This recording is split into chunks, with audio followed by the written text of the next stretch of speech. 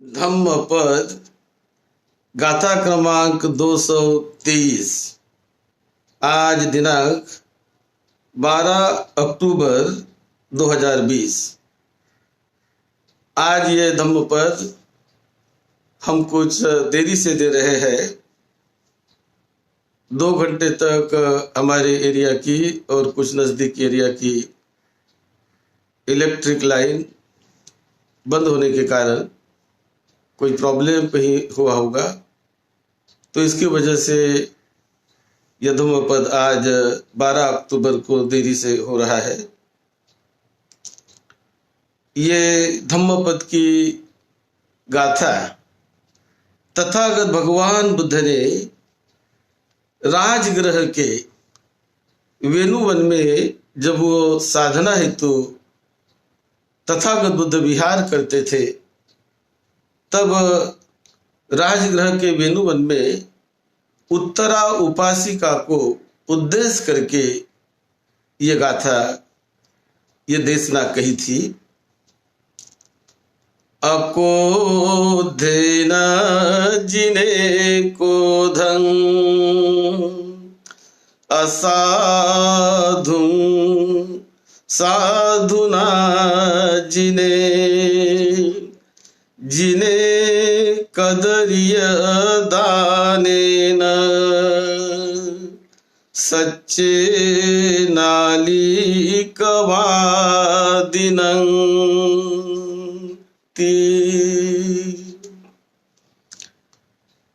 तथागत भगवान बुद्ध राजगृह में वेणुवन में विहार करते थे।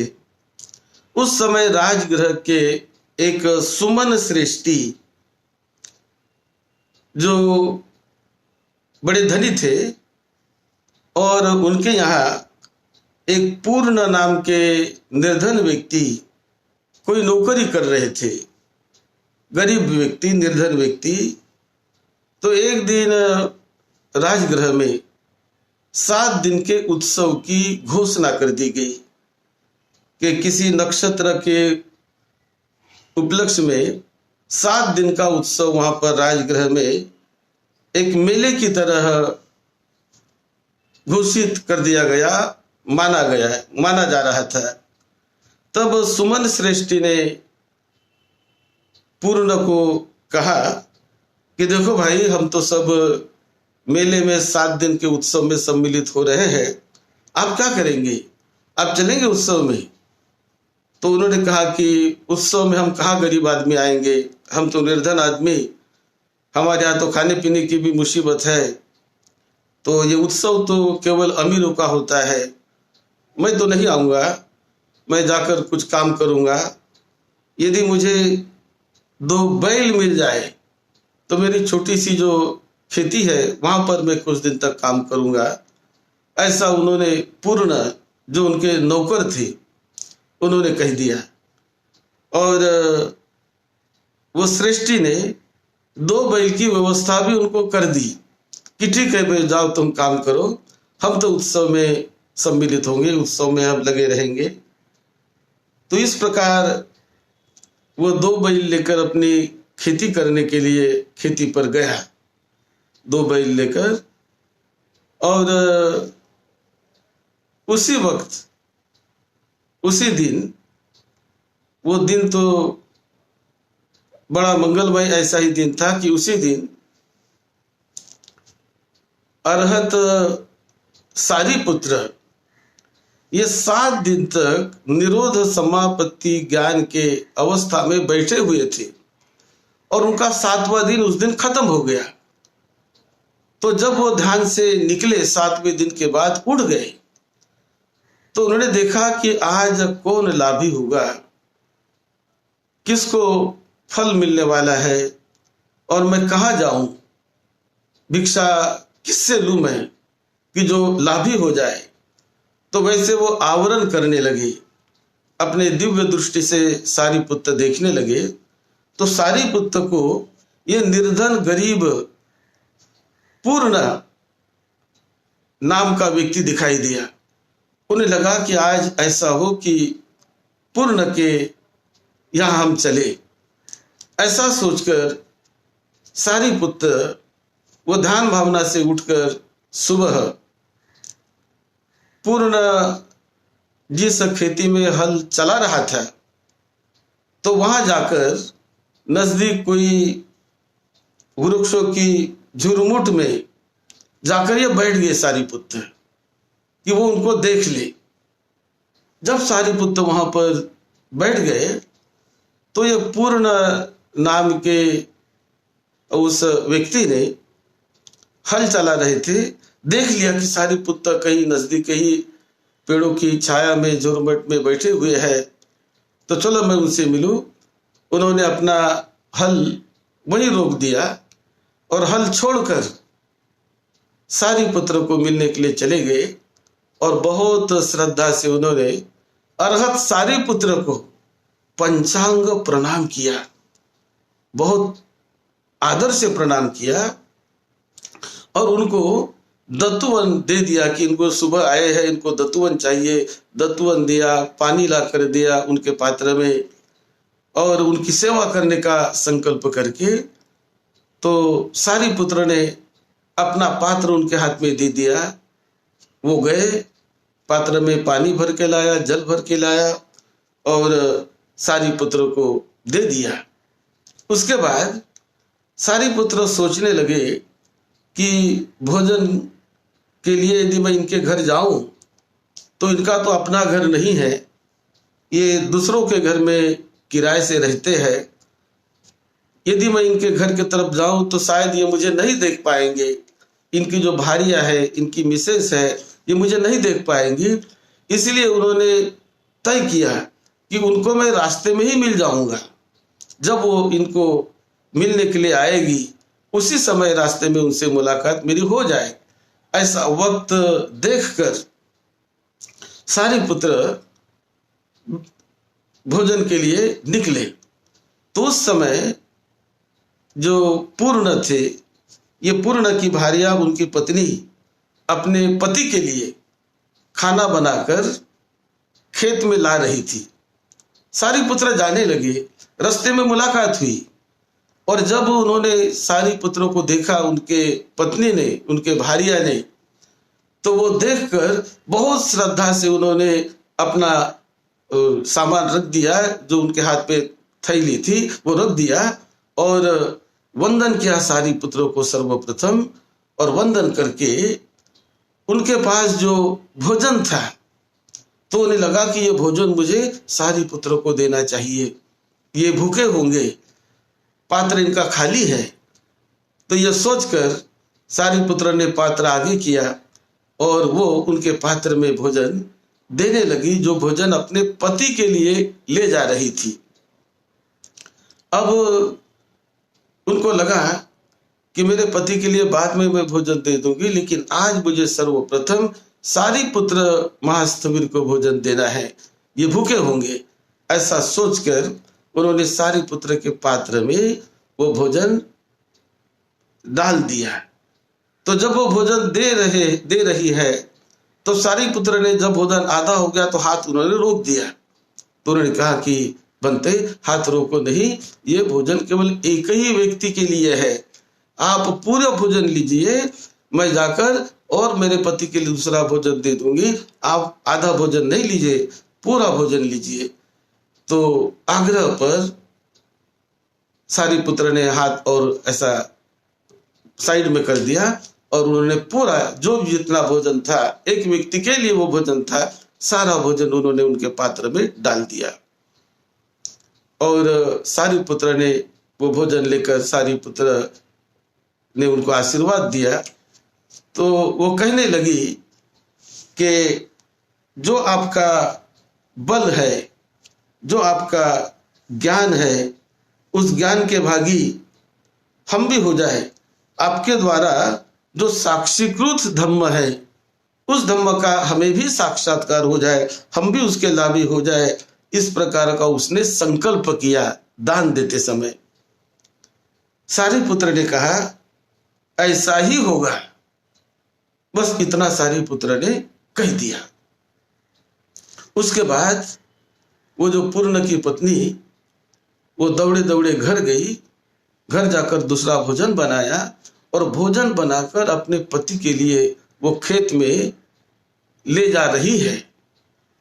तो दूर से ही वो देख रही कि मेरे पति तो अभी बड़े भूखे होंगे, बहुत देर हो गई और वो मुझ पर क्रोधित होंगे, तो मुझ पर क्रोधित ना हो, जो मैंने पुण्य कार्य किया है उस पुण्य कार्य का हिस्सा उनको भी मिले, वो क्रोधित ना हो, इसलिए उन्हें पूरी तरह मुझे पहले ही समझा देना है कि क्यों मुझे देरी हुई, नहीं तो क्रोधित होंगे वो और मुझे गाली गलौज करेंगे, वो डंडे से मारेंगे भी मुझे। तो इसलिए उन्होंने जाते जाते दूर से ही वो कहने लगी कि स्वामी आप क्रोधित ना होइए, आज मैंने जो भोजन लाया था आपके लिए, लेकिन रास्ते में मुझे अरहत सारी पुत्र मिले, वो मिलते ही उनके हाथ पात्र खाली था, तो मैंने ये सारा भोजन उनके पात्र में दे दिया और पुण्य हमें मिलेगा, इसलिए मैंने सारा भोजन उनके पात्र में दे दिया, इसीलिए मुझे देरी हुई, स्वामी मुझे क्षमा करिए देरी होने के कारण। इस प्रकार वो दूर से आते आते ही बोलने लगी, तो समझ गया और कहने लगा कि भारिया तूने बहुत अच्छा किया, बहुत अच्छा किया, सारी पुत्र की सेवा आज मैंने भी की, मैंने सुबह उनको दतुवन दिया था, पानी दिया था और आज तूने भोजन दे दिया है, बहुत अच्छा किया, बहुत अच्छा किया। इस प्रकार से उसने उसका अनुमोदन किया, बड़ा प्रमोदित हो गया और फिर देरी तो हुई थी भोजन में, लेकिन देरी से भोजन किया और भोजन करके वही वो उनको नींद आ गई, थका था, भूखा भी था, तो वही नींद आ गई, वही वहां पर वो थोड़ा सो गया और सोने के बाद जब हल वगैरह चलाया, घर में गए, तो घर जाकर जब दूसरे दिन देखते हैं तो उनके खेत एकदम बदल गया, एकदम खेत कनिकार पुष्प की तरह सोने जैसा वो दिखने लगा। जैसे नजदीक गए दोनों, उसकी पत्नी और वो पूर्ण, जब नजदीक गए तो देखते कि खेत में सोना, मट्टी सोना बन गई। तो उसने उठाने का प्रयास किया, देखा अरे ये तो सोना हो गया है, ये तो पुण्य का प्रभाव है, सारी पुत्र की वजह से ऐसा हुआ है, अब इतना सोना हम क्या करेंगे, ये सारा सोना हो गया है खेत में, तो चलो राजा को बता देंगे और राजा को बोलेंगे ये भी तुम्हारा ही है, ले लो इसे, मैं क्या करूंगा, मुझे तो थोड़ा ही चाहिए।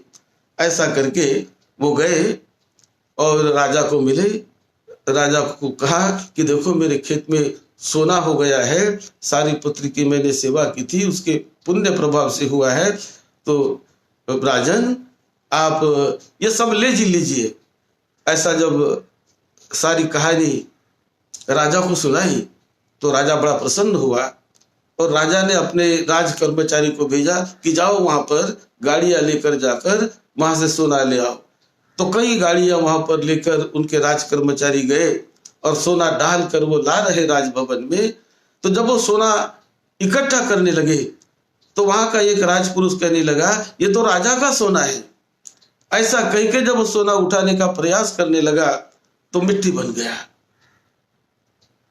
मिट्टी बन गया।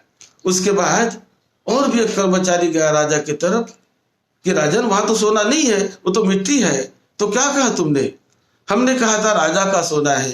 अरे ऐसा मत कहो, ऐसा कहो ये पूर्ण का धन है, राजा का धन नहीं, ये पूर्ण का धन है, ऐसा कहो। बाद में वो गए और जाकर कहने लगे कि ये तो पूर्ण का सोना है, ये तो पूर्ण का धन है। ऐसा जब उन्होंने कहा तो और भी वो सोना बन गया। वो सारा सोना उठाकर वो राजभवन ले गए और सभी लोगों को उन्होंने इकट्ठा किया राजा ने और कहा कि बताओ इसके जैसा धनी कौन है? ये पूर्ण जैसा धनी कोई है क्या हमारे राजगृह में? किसके पास इतना सोना है? किसी के पास उतना सोना नहीं था। वो तो सबसे बड़ा धनी बन गया। ये जो गरीब व्यक्ति, निर्धन व्यक्ति आज पुण्य बल से बड़ा धनी बन गया। और फिर उन्होंने उसकी नियुक्ति श्रेष्ठी पद पर नियुक्ति कर दी। पूर्ण को उन्होंने श्रेष्ठी बना दिया, नगर का राजा ने घोषित कर दिया। फिर उनके रहने के लिए बहुत सुंदर मकान बना दिया गया। कुछ दिन में मकान बन गया और उस मकान के उद्घाटन के समय भिक्षु संघ को, बुद्ध प्रमुख भिक्षु संघ को 7 दिन तक उस मकान का जब अनावरण किया गया तो 7 दिन तक उन्हें भोजन दान दिया गया। बहुत आनंद से पूरे शहर में बड़ा आनंदमय वातावरण बना। भिक्षु संघ को भोजन दिया गया 7 दिन तक और इस प्रकार ये पूर्ण श्रेष्ठी नगर का श्रेष्ठी बन गया। अब इनकी जो लड़की थी, ये पूर्ण को एक लड़की थी, उसका नाम था उत्तरा। वो अकेली लड़की थी। अब ये नगर का श्रेष्ठी बनने के बाद ये उत्तरा, उनकी लड़की, उसका हाथ किसी दूसरे श्रेष्ठी ने अपने पुत्र के लिए मांगना चाहा, लेकिन इन्होंने नकार दिया। बोला नहीं, तुम्हारा पुत्र मिथ्या दृष्टिक है, धार्मिक नहीं है, मेरी लड़की बहुत धार्मिक है, मैं अपनी लड़की का हाथ तुम्हारे लड़के को नहीं देना चाहता, उनसे मैं ब्याह नहीं करना चाहता। लेकिन कुछ श्रेष्ठियों ने उनको मनाया कि नहीं पूर्ण, वो बदल जाएगा, ऐसा करो, दे दो, वो बहुत अच्छा श्रेष्ठी है, इसलिए तुम अपने लड़की को, उत्तरा को, उनके घर में ब्याह दो। तो लोगों की बात सुनकर मानकर उसने हाँ कर दिया और उनका ब्याह हुआ। आषाढ़ पूर्णिमा के दिन उनका विवाह हो गया। इसने मान्यता दी थी। अब विवाह होने के बाद ये उत्तरा अपने पति के घर चली गई और वहां जाकर देखती है तो आषाढ़ पूर्णिमा से वर्षावास भिक्षु संघ का शुरू हो गया और ये पति के घर जाने के बाद वहां पर उनका उत्सव, उनका स्वागत सत्कार, ये सारा कुछ, ऐसे 2.5 महीने उन्हें घर से निकलने के लिए समय नहीं मिला। बहुत 2.5 महीने व्यस्त रही घर के कामों में और घर की गृहस्थी में इतनी व्यस्त रही तो सोचने लगी कि मैं बाहर नहीं निकल सकती, धम्म के भिक्षु संघ की कोई सेवा नहीं कर सकती, किसी को मैं दान नहीं दे सकती, मैं क्या करूं, मैं बहुत दुखी हूं। इस प्रकार अपने पिता को जाकर वो कहने लगी कि पिताजी, मैं बहुत दुखी हूं, मुझे वहां क्यों दिया आपने, वहां तो मुझे भिक्षु के दर्शन नहीं होते हैं, कोई भिक्षु वहां नहीं आते हैं, मैं किसी को दान नहीं दे सकती और इतनी बिजी। तो अभी वर्षावास का समय भिक्षुओं का शुरू हो गया है और केवल 15 दिन बचे हैं, 2.5 महीने तो निकल गए हैं, अब आधा महीना बचा, तो मैं चाहती हूँ कि आधा महीना मुझे सेवा करना है भिक्षु संघ की, तो क्या करूं मैं तो बहुत वहां दुखी हूं। तो फिर उसके पिता ने, जो पूर्ण नाम के उनके पिता थे, जो नगर श्रेष्ठी बने थे, उन्होंने एक मन में तरकीब निकाली। उसने कहा कि अच्छा बेटी तुम रहे, मैं तुम्हारी जगह पर यहाँ जो नगर वधु है श्रीमा नाम की, वो श्रीमा नाम की नगर वधु को हम उनकी जो मूल्य है वो दे देंगे, खरीद लेंगे और उन्हें तुम्हारे पति के सेवा में भेज देंगे। तो ऐसा करके उसने वो जो श्रीमा नाम की नगर वधु थी, वो नगर वधु को उन्होंने 15,000 कारसापन दे दिए और 15,000 कारसापन देकर, सोने की मुद्रा देकर, उन्होंने इनको पति की सेवा में, उसने अपने पति की सेवा में उसको लगा दिया कि तुम मेरे पति की 15 दिन सेवा करो और मुझे मेरे मन से मुझे काम करने दो, मुझे सेवा करने दो, धम्म की सेवा करने दो। तो श्रीमा आ गई और श्रीमा आकर उनके पति की सेवा करने लगी, उनकी परिचारिका बन के सेवा करने लगी। और ये जो उत्तरा 15 दिन तक अब भिक्षु संघ को उन्होंने दान देने का संकल्प किया कि आगे महापवारना का उत्सव आने वाला है और उसके पहले जो 15 दिन बचे हैं, तो 15 दिन निरंतर मुझे भिक्षु संघ को, बुद्ध प्रमुख भिक्षु संघ को मुझे दान देना है। तो इस प्रकार वो भिक्षुओं को बुलाकर उनको अपने घर में 15 दिन तक वो दान देने लगी। वो स्वयं नीचे रसोई में घर में जाती और अच्छा चावल बनाओ, अच्छी दाल बनाओ, तो अच्छा माल पुआ अच्छा बनाओ, ये करो वो करो, इस प्रकार के स्वयं वहां रसोई में जाकर सब दासियों को, जिनको उनको वो आदेश करती और सारे भिक्षु संघों को खाना वो बनाती। तो एक दिन ये ऊपर से देखने लगा, उनका पति झरोके से देखने लगा ऊपर से कि ये क्या कर रही है। और जब वो देखने लगा तो उन्होंने देखा कि वो रसोई घर में जहां वहां लोगों को आदेश दे रही है, उनके ऊपर जहां वहां की राख उनके आंग पर, बदन पर आ गई है, और कोयले का धुआं है, रसोई का धुआं, तो एक प्रकार का वो अच्छी नहीं थी, सारा राख वगैरह सब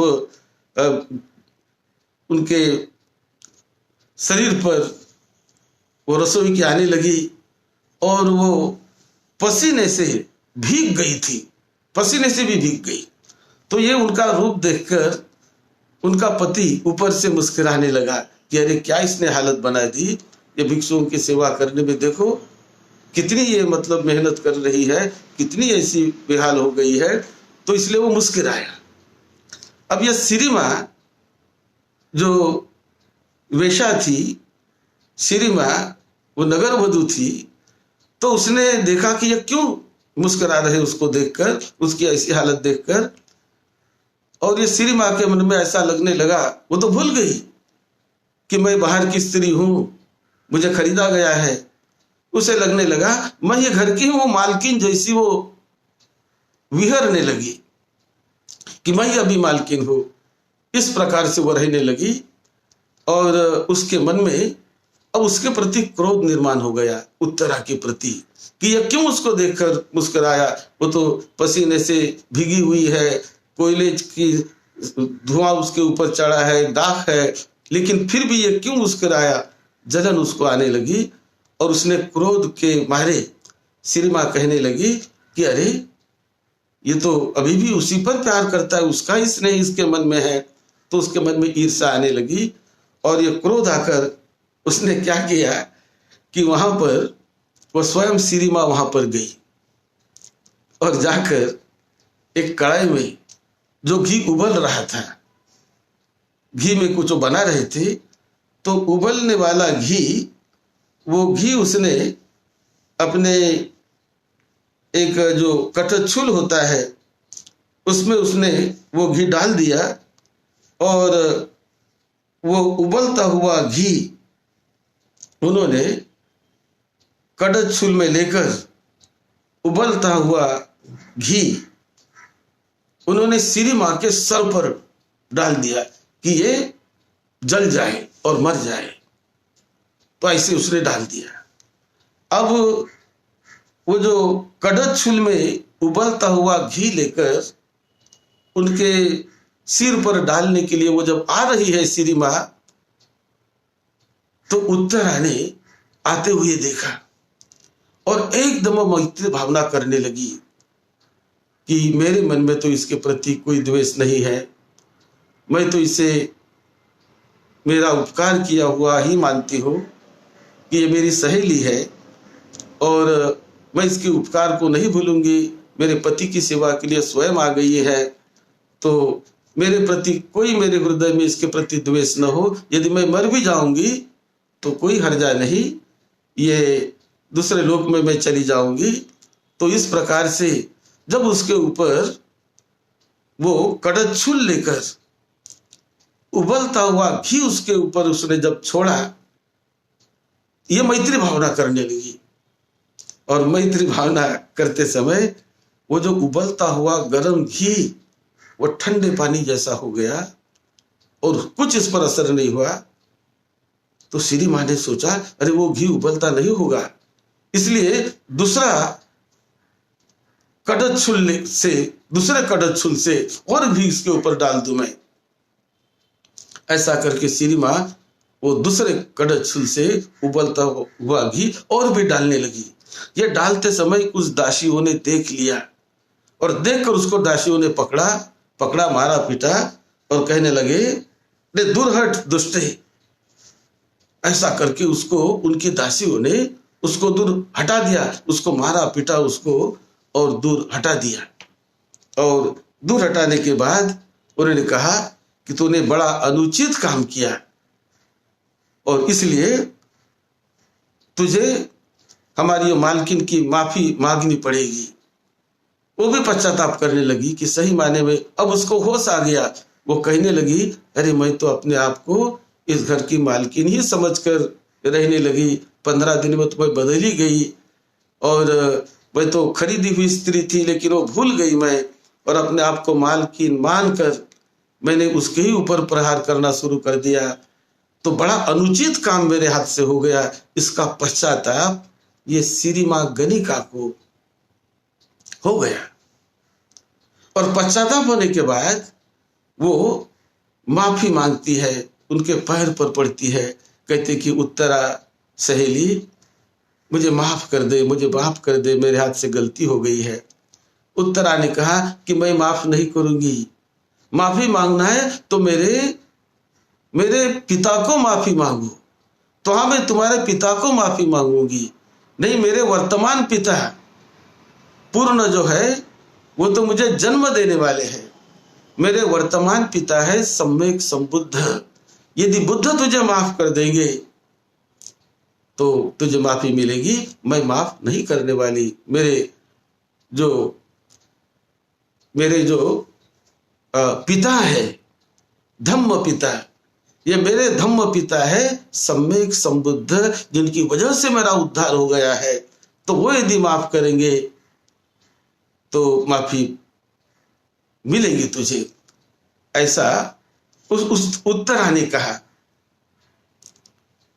फिर उन्होंने जब उत्सव का दिन था महापवारना का, बुद्ध आए भिक्षु संघ के साथ और ये जो श्री मां है बुद्ध के चरणों पर गिरकर माफी बुद्ध को मांगी उन्होंने। बुद्ध ने उत्तरा को बुलाया, उत्तरा क्या हुआ, कैसे हुआ, और ये सारी कहानी उत्तरा ने बता दी।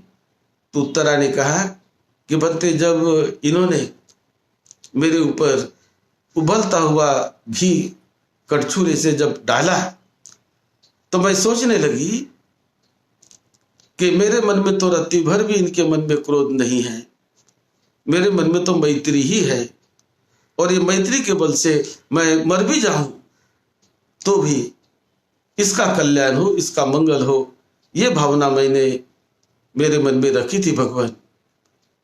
तो बुद्ध ने साधुकार दिया, बहुत उचित किया उत्तरे, तुमने बहुत अच्छा किया, बहुत अच्छा किया, मैत्री भावना करके बहुत अच्छा किया। ऐसा तथागत बुद्ध ने उत्तरा को आशीर्वाद दे दिया और प्रशंसा की उसकी। और उस समय तथागत बुद्ध ने यह गाथा कही, उस ऑकेजन पर आशीर्वाद देने के बाद तथागत बुद्ध ने गाथा कही, अकोधे न जिने कोधं असाधुं साधु न जिने, जिने कदरियं दाने न सच्चे सच्चे नालिक वादिनन। यानी क्रोध को अक्रोध से जीतो और जो असाधु है, दुष्टता है, उसको साधुता से जीतो। इसी प्रकार जो दान नहीं देते हैं, जो कंजूस है, तो उन्हें दान देकर जीतो, कंजूस को भी दान देकर जीतो। और जो असत्य है उसको सत्य के प्रभाव से जीतो, सत्य से जीतो। ये देशना बहुत महत्वपूर्ण देशना तथागत भगवान बुद्ध ने इस अवसर पर की और सारी पुत्र के पुण्य बल से उनका जीवन बदल गया। और कैसे दान का महान फल होता है, वर्तमान में ही कैसा फल मिलता है, ये बात भी इस गाथा में स्पष्ट होती है। और उसी प्रकार बुद्ध ने महत्व का जो संदेश दिया कि क्रोध को क्रोध से नहीं, क्रोध को मैत्री से जीतो, मित्रता से जीतो। इसी में भला है, इसी में कल्याण है। और ऐसा जब बुद्ध ने ये देशना दी, तब वो श्री मां सहित करीब 500 महिलाएं श्रोतापन्न अवस्था को पा गई। उन्हें श्रोतापन्न पद का साक्षात्कार हो गया। ऐसी घटना इस गाथा के साथ राजगृह में जुड़ी हुई है। आप सबको निरोगत्व मिले, लंबी उम्र मिले, सबको सुख शांति मिले, यही मंगल कामना, यही मंगल मैत्री के साथ सद्धम्म की सेवा में, आपकी सेवा में डॉक्टर भदंत राहुल बोधी महाथेरो।